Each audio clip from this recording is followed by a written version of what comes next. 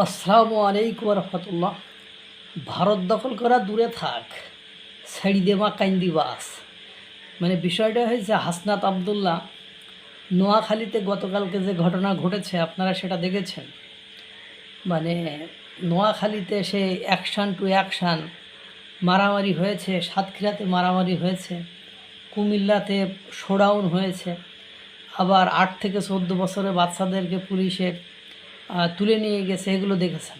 হ্যাঁ, নোয়াখালীর এই ঘটনা নিয়ে মানে হাসনাত আবদুল্লাহ যে 7 সিস্টার্স অস্থির করার জন্য সন্ত্রাসী বিদ্রোহীদেরকে আশ্রয় দিয়ে শেল্টার দিয়ে 7 সিস্টার্স অর্থাৎ ভারত স্বাধীন করে দেবে একেবারে কিছু কিছু অঞ্চলকে বলে হামলাই ছিল, সে এখন নিজের জীবন নিয়ে খুব ব্যস্ত আছে।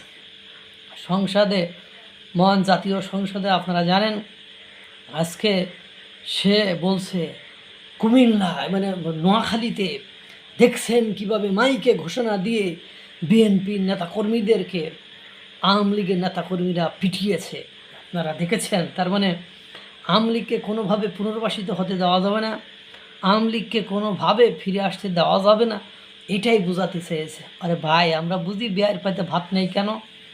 কারণ তোমার নাসিরউদ্দিন পাটোয়ারি যেখানে যাচ্ছে মাইর খাচ্ছে, 15 দিনে 4-5 জায়গায় 4 জায়গায় মাইর খাইছে। 4 জায়গায় কোন জায়গা? 4 জায়গায় অলরেডি 4 জায়গায় 15 দিনে মাইর খাইছে নাসিরউদ্দিন পাটোয়ারি।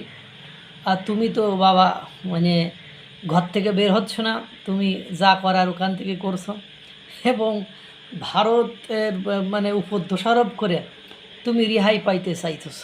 দুর্ভাগ্য হলো সত্য যে তুমি বসুন্ধরা গ্রুপ নিয়ে কথাবার্তা বলেছো, বসুন্ধরা গ্রুপের কাছে তোমার সিডি যে ফাঁস হয়েছে সেটাও বাংলাদেশের মানুষ সব পুরো পৃথিবীর বাঙালি জাতি সুন্দর করে দেখেছে। তুমি ভারত দখল করে নিয়েছিলে, হ্যাঁ আওয়ামী লীগের ভয়েই তো তুমি সংকুচিত হয়ে যাচ্ছ।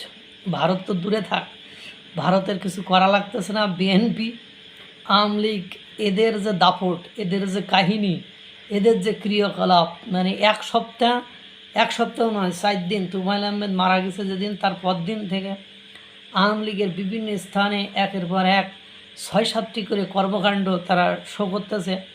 আইবি রহমানের ওদিকে জামিন হয়েছে, তাতে করে নাসিরউদ্দিন পাটোয়ারির মাথা নষ্ট হয়ে গেছে যে নারায়ণগঞ্জের মানে টপ সন্ত্রাসী আইবি রহমানকে জামিন দিয়েছে।